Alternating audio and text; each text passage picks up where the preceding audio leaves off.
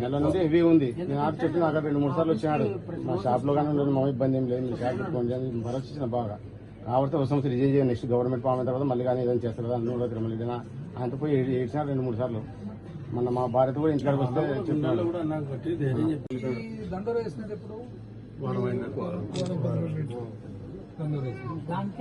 సంతకాలు పెట్టినది ఎప్పుడు?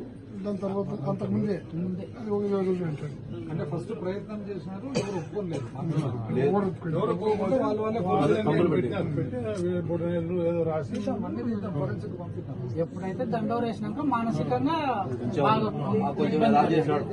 ఊర్లో అది చెప్పినాడు. మళ్ళీ ఎక్కేది, ఫోన్ చేసేది, చేసేది. దండోరు వేయించింది ఊర్లో లీడరు ఎవరు లేరు, ఒకరు లీడర్లు పెద్దగా. ఊర్లో ఇంతమంది అంటే 30 మంది ఉంటే 30 మంది లేరు ఇప్పుడు.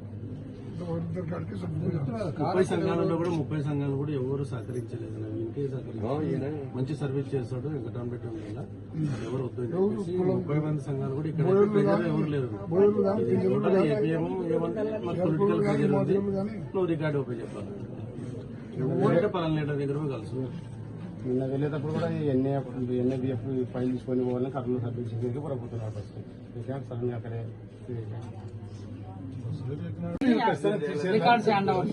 మాకు రికార్డ్ హ్యాండ్ చేయండి. మీ లీడర్స్ కూడా ఊర్లో సాధించారు. ఎవరు కూడా వెంకటరామరెడ్డి గారు పోవద్దండి, లీడర్స్ వచ్చినా మా కాడికి రండి అని వాళ్ళు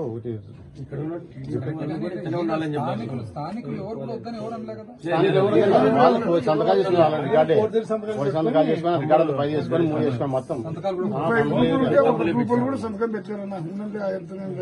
సర్వీస్ బాగా చేస్తాడు.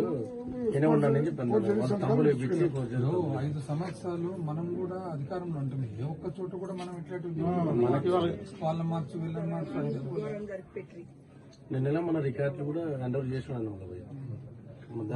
ఎవరెవరైతే దీనికి కారకులు ఉన్నారు, 6, 100 అయినా 100, 6 అయినా వెంటబడి న్యాయం చేస్తాం.